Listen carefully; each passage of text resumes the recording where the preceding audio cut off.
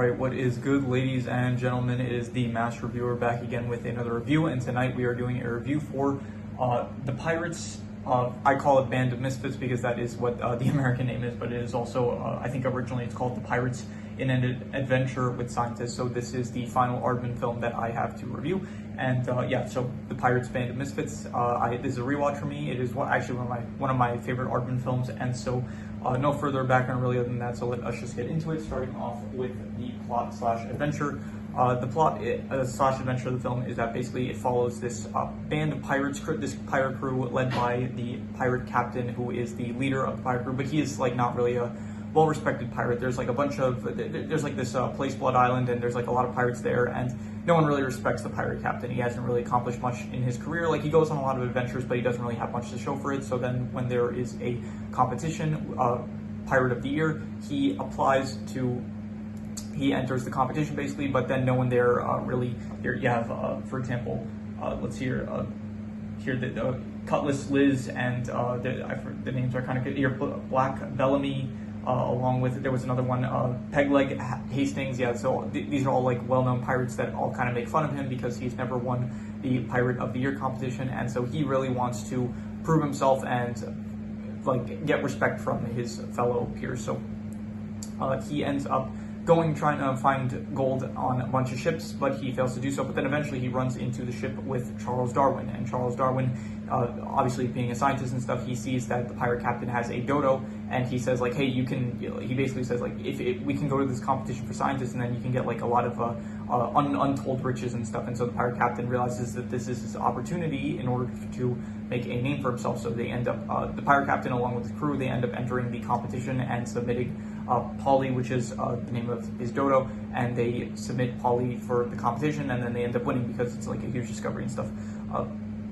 You have like some scientists like submitting like Frankenstein and like the nuclear bomb and stuff, but somehow electricity even, and Polly ends up winning. But so they win, but it turns out they don't actually win a lot of money. Like, it's mainly just recognition, and they get to meet Queen Victoria. Queen Victoria, very quickly, she is like the villainess of the film. So she quickly finds out that the pirate captain is not actually a scientist, and so she plans to execute him. But Charles Darwin's like, hey, if you kill him, like, we're never going to find the dodo, because the pirate captain is hiding the dodo in his beard, but no one knows this at this point in time. So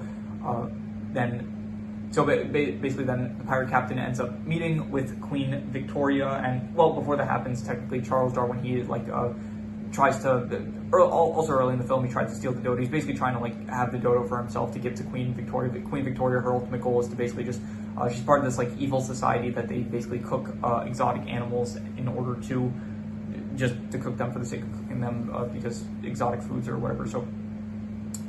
So Charles is trying to basically get the dodo for Queen Victoria, but then eventually he fails to do so, and Queen Victoria basically says, hey, listen, I will buy the dodo off of you, and I will give you like untold riches, basically like actual monetary gold. So the pirate captain goes through with the deal, and then he goes to, and she also as well pardons him of all his crimes and stuff. So the pirate captain goes back to the Pirate of the Year competition, and then he ends up winning. But then here, Black Bellamy, he ends up revealing like, hey, Queen Victoria, she pardoned him, so he's not technically a pirate anymore. So then he's no longer a pirate, but then he still has the crew. But then the crew basically asks what happened to Polly, and then he reveals that he sold Polly in order to get the gold and stuff. And so he basically loses everything. And so he goes to try to free. He lost everything. He doesn't have his crew anymore. Doesn't have any of his riches. Like, no one respects him. He's basically banished from Blood Island. And then he goes to try to basically free Polly from what he thought was a petting zoo in London. But then it turns out that Charles basically reveals to him like what the true intentions of Queen Victoria is, and so basically now you have Charles and the pirate captain. They are off to try to save Polly from the Queen's like massive ship and stuff. And so skip ahead, they manage to they get on the ship, and then they manage to find Polly, and then they end up fighting Queen Victoria, and then Mr. Bobo, who I didn't mention up to this point, but he is the assistant of Charles Darwin. He is the he's like a man pansy, he calls it, basically like a joke about how like it's some sort of evolution joke that I can't explain at the moment. But you have Mr. Bobo along with the rest of the pirate captain's crew. They end up coming back, and they end up saving the pirate captain from and Polly as well, and Queen Victoria is defeated, and then yeah, all's well that ends well. So Polly's back. Because they basically went up against Queen Victoria and they like sunk her ship, they basically become the most wanted pirates in all the world. And so yeah, that is a big accomplishment for them as pirates, and so they get the respect that they want and stuff. So yeah, that is the plot / adventure of the film, and I would say that it is a pretty good it's a pretty good plot. It is entertaining. It is definitely one of the better Aardman plots, I'd say. Like it's not very much like it's like a classic story of like someone that like wants recognition and stuff, and then they get recognition by not the best means, and ultimately they learn their lesson of like to value the friendship that they have and not worry about the recognition of others and stuff. So I think it was a pretty good plot, I would say, and the adventure, it was fun and stuff, like with them meeting Charles and then them entering the science competition and all that. I think it was all pretty good, so definite 7 out of 10 for the plot / adventure.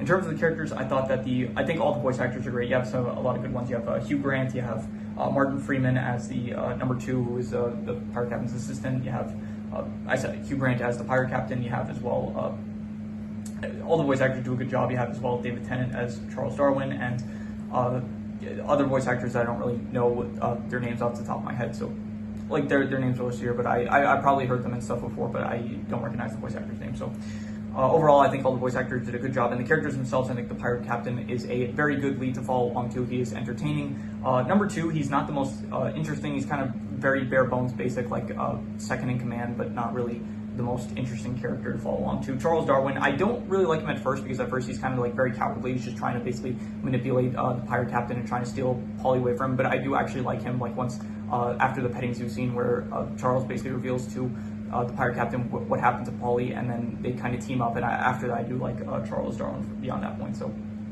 because he's no longer just basically simping for Queen Victoria, and he's actually helping out the pirate captain. So other than that, you have the other pirates, which are basically the other pirates in the crew, which the only ones you really see are like the female one. That they don't have like basically none of the pirate crew like have actual names. You have like the albino pirate, you have the pirate that's the pirate that is a woman pretending to be a man. You have the what else?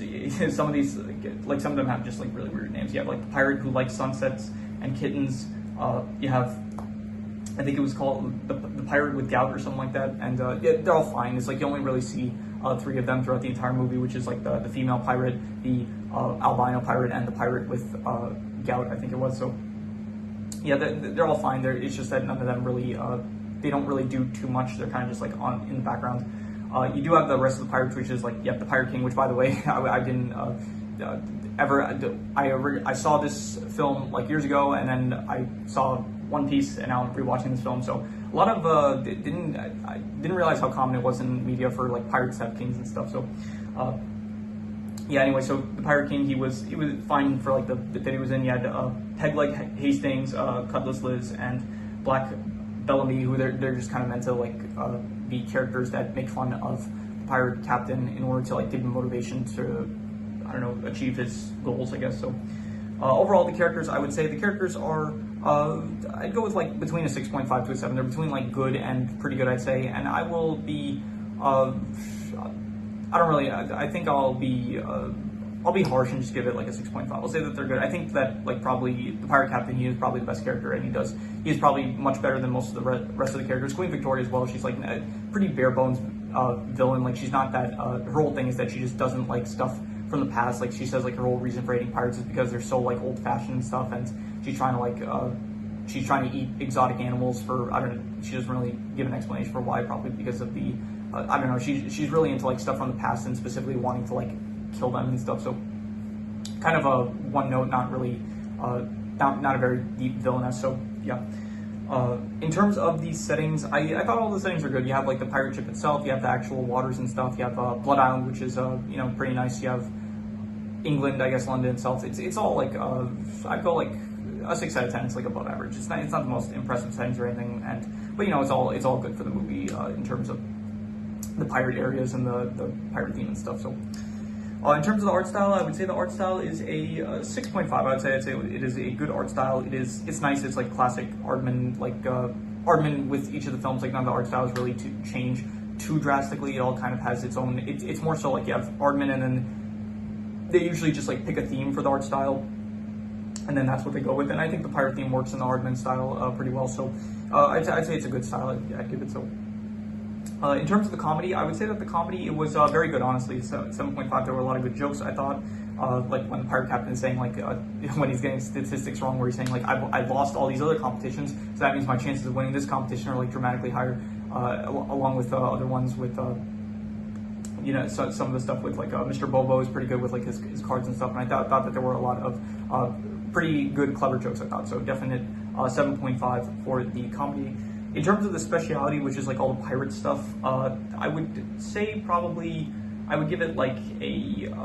I feel like maybe I should group this in with something else, but no, I'm just gonna rate it on its own. I think all the pirate stuff is probably a 6.5. I would say it's good. It's definitely not it's not like One Piece or something where it's like it gets really in depth with like all the world of pirates and all the factions and stuff. It's like pretty bare bones. Like you have bounties for pirates and stuff, and the actual pirate stuff itself. Like you have like one scene where they kind of do a montage of like the pirate captain trying to like get treasure from ships and stuff, but it's not like the traditional like pirate stuff that you see too often. So 6.5, I give it. It's good, but definitely not the most interesting stuff with what you do with the pirate theme, I guess. So in terms of the worst thing, I think the worst thing is I don't really have a worst thing per se. I did find it like the actual pirate crew themselves, like they're not really in the movie too much. You have basically number 2, you have the pirate captain number 2, and then you have like the 3 others I mentioned, like the albino pirate, the female pirate, and then the other pirate that I think the only thing I remember about him is that like he said I think they said he has gout. So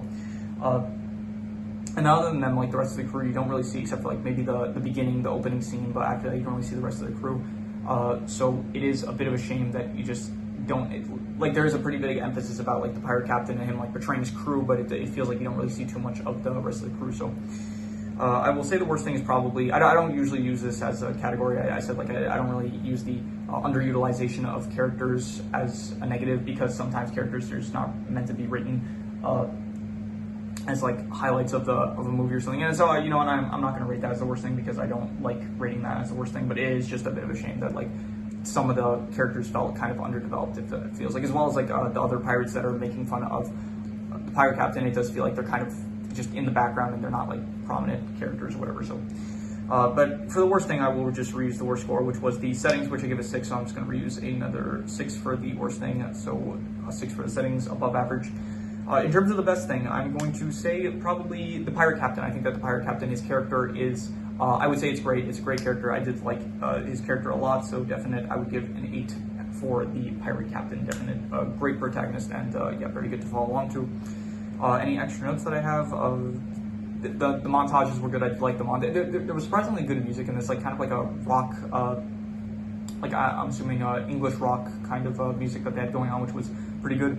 The opening montage with any of the montages where you had like the travel montages, whether they were on the boat at the beginning or whether Charles and the pirate captain, they were in the blimp towards the end. I thought all the travel montages were pretty good, I'd say. So yeah, that is all the extra notes I had. So I'm going to do the calculations. So King Crimson. All right, so it ends up coming out to exactly between a 6.5 to a 7. It comes out to exactly a 6.75, which would be between good and pretty good, and I think I would probably give this honestly between like a 7 to a 7.5. I think it is between pretty good and very good. I think it's a bit worse on rewatch, to be honest, but I think it is still yeah, between pretty good and very good, and I don't think I'm going to give a concrete answer. So yeah, between a 7 to a 7.5, between pretty good and very good. So yeah, that is the final review I have for an Aardman film, and then after this I'm going to probably do the recordings for ranking all the Aardman movies and all the Aardman characters, I guess, and maybe I think I might also do a power scaling ranking. That would be fun to do. So, but yeah, that is pretty much all there is to it. So if you have any recommendations, any shows, movies, video game stories, anime, web series, anything that you want me to review, leave it in the comments and I will maybe possibly check it out. But with that said, that is pretty much all there is to it. So let's leave it at that.